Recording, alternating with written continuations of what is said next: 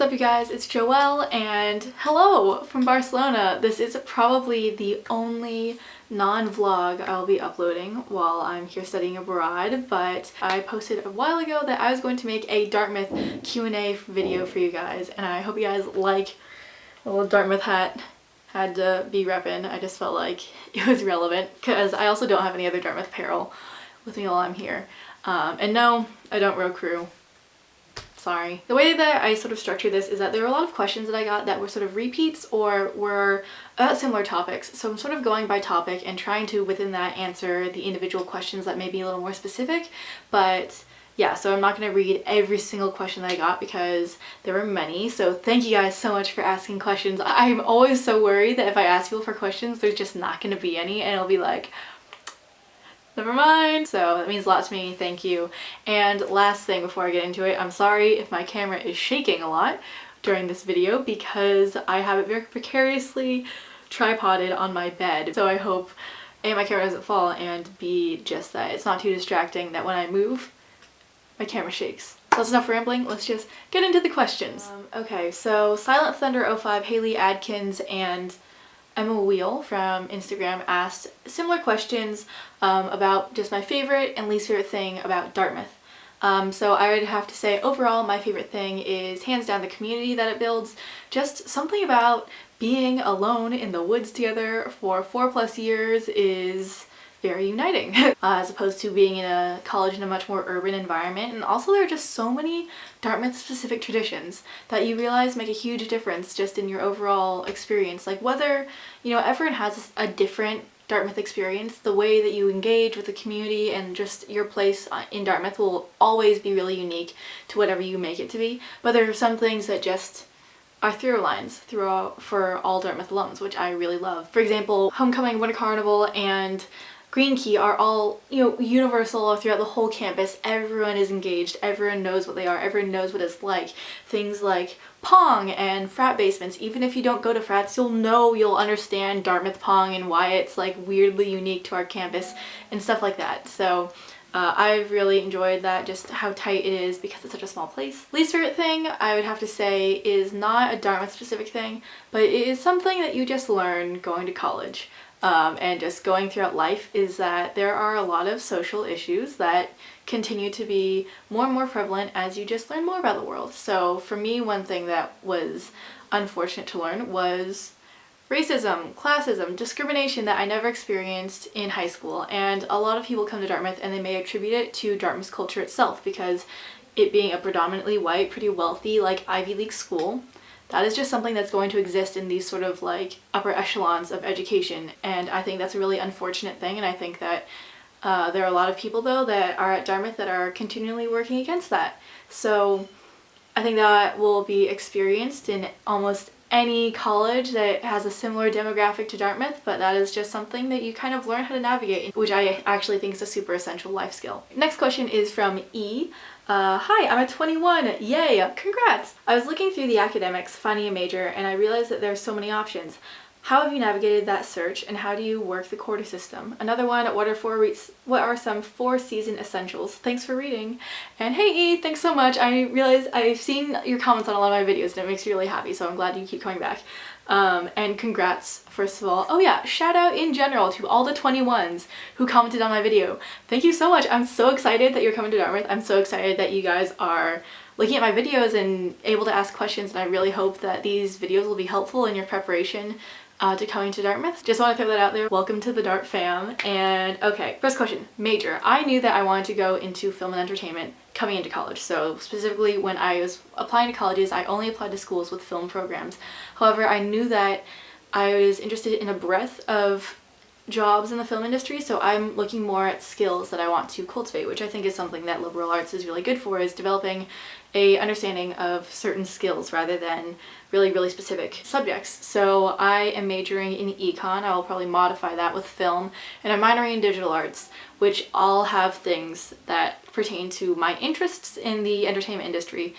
whether in econ it's more quantitative skills, understanding markets and that sort of thing. Film, obviously, film production, and then digital arts is a lot of like animation, digital design, and that sort of thing, which I thought was useful.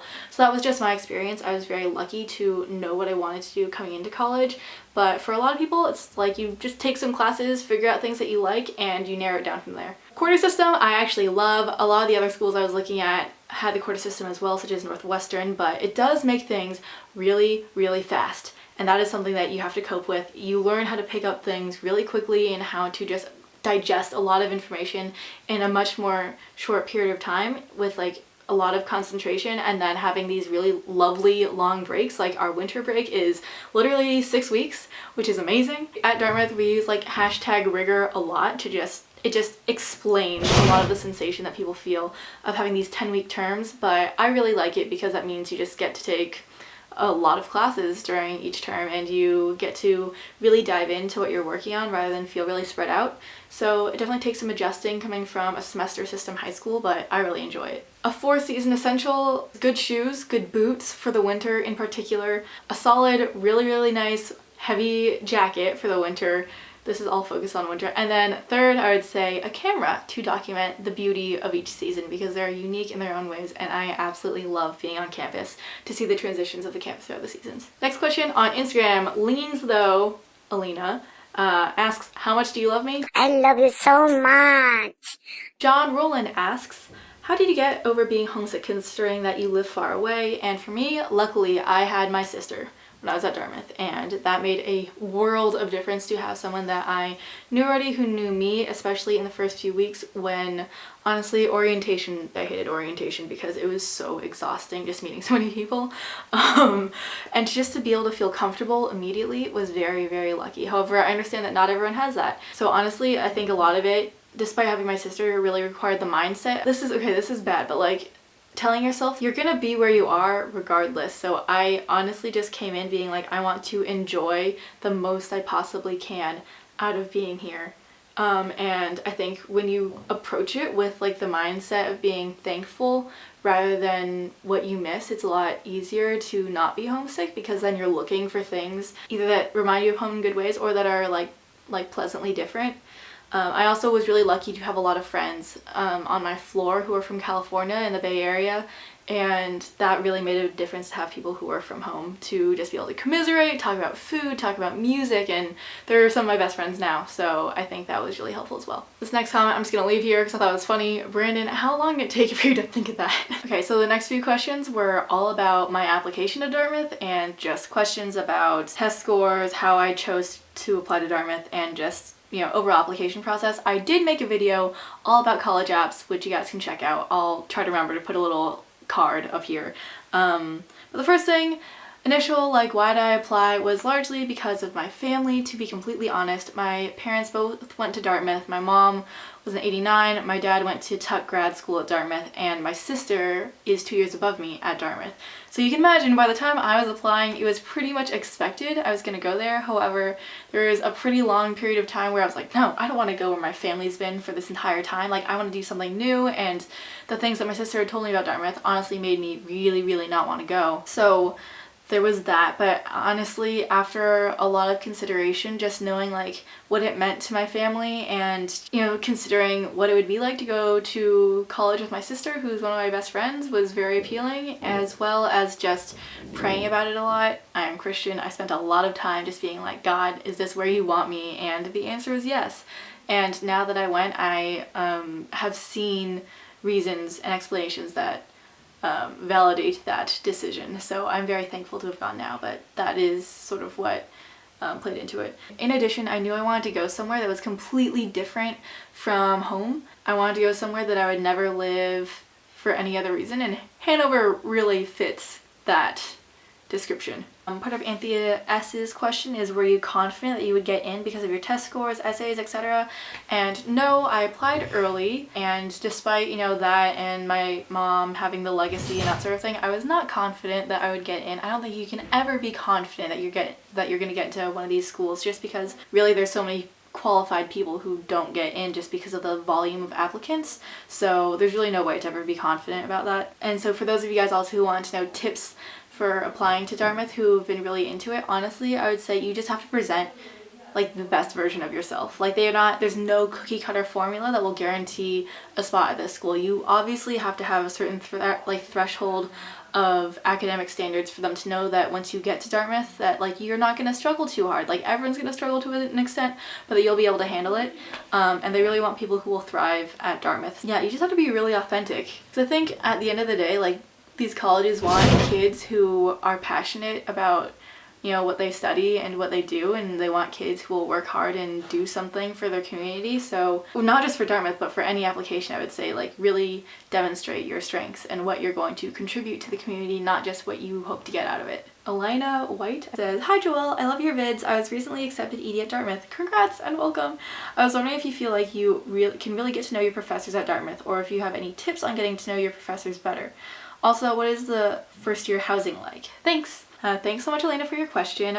For professors, it's really the effort you put in is going to foster a relationship like any other relationship. However, thankfully, Dartmouth being a smaller school and the class sizes being typically smaller than like a giant state school or something, you do have the opportunity to meet with professors one-on-one, come to office hours, shoot them an email, as well as do other things like reach out through a program offered by Dartmouth where you can take your professor out to lunch for free and stuff like that. And honestly, you just reach out. That's the best way to get to know your professors. You just show an interest and you take the time to talk to them after class or whatever, introduce yourself, take initiative, and yeah, there will be plenty of opportunities to do that. First year housing is actually really nice now.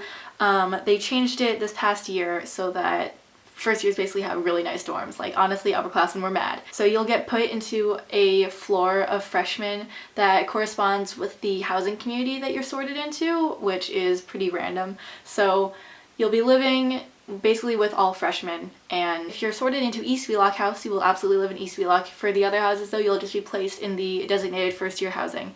And yeah, it's all pretty nice though, don't worry about it. You cannot choose a roommate, but you can choose how many roommates you would like to have. Okay, next I had a slew of questions on Greek life and sororities. Juanita Morales asks if there is pressure to join sororities. Zoe Ong says, "Hey Joelle, love this video and your channel so much. Anyways, Dartmouth question, if you don't join Greek life, does it change how your friends who go Greek interact with you? And is it easier to make friends or connections if you do decide to rush? Thanks." And to generally answer these questions, Greek life is absolutely not everything. I have a lot of friends who chose to rush. I also have a lot of friends who chose to not rush, and honestly, like, it did not make a profound difference on my life at all. Like, personally, I really am thankful that I rushed. I've met a lot of great girls. A lot of the girls on my program are in my Greek house, which was awesome, and it's just another reason to get to know a huge community of people that I would not have known otherwise, which is why I personally wanted to rush. I just really wanted to branch out and meet people that I had no connection to for any other reason, because Dartmouth has a lot of very interesting people. And there have been a lot of social events. So when joining a Greek house, you do have a lot of options of just social spaces. I would say I have a lot more socialization opportunities after joining my Greek house. So just whether it's tales on party nights or whether it's like sisterhood events and that sort of thing, like there's a lot to do. So if people wanted their Greek house to be their only friend group, that's very possible, honestly.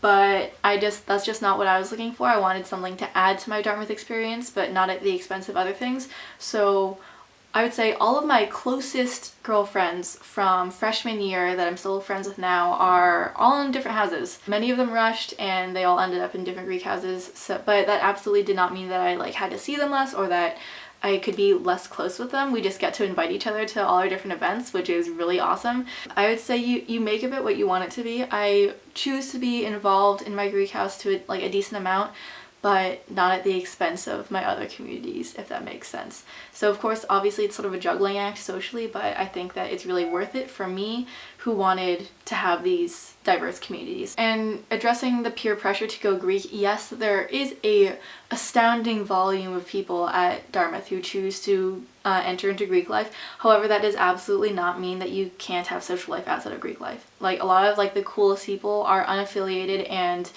like that means nothing. Like it doesn't mean it's like you're either affiliated or you're not. Like it doesn't define who you are. It's just another social group that you can join or you cannot. And there's a lot of communities that exist outside of Greek life. Next question is by Skylar Powers. Hi Joelle, I love your videos. LOL. I'm a junior in the process of looking at colleges now.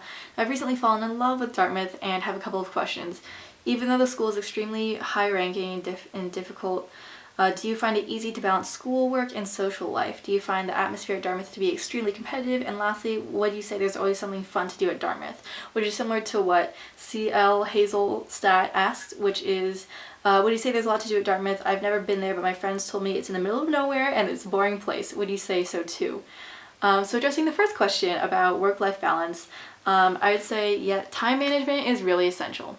The hashtag rigor I was talking about before is a very real thing where you really just have to budget your time well, and honestly you eventually have to cut down on things that and really choose your focus of extracurriculars, academics, and wherever you choose to spend your time. But that's like a good and a bad thing where you get to have more focus and really dive into what you're passionate about, but also, you know, sometimes you want to do everything. You just can't do everything, which I learned the hard way my freshman year. But yeah, I definitely have not had a huge issue making time for both friends and academics and extracurriculars. Like I'd say I'm pretty involved with all three. Like I don't feel like I had to choose, but honestly it's probably come at the sacrifice of like sleep and stuff like that. So I would say that is a skill that needs to be refined through a place like Dartmouth, but it's a really good life skill, and I don't think that's a bad thing at all, that it is typical to be pretty busy if you choose to join extracurriculars at Dartmouth on top of classes. In terms of the competitiveness of Dartmouth, I personally have never experienced issues with competitiveness. That's actually probably one of my favorite things about Dartmouth, is that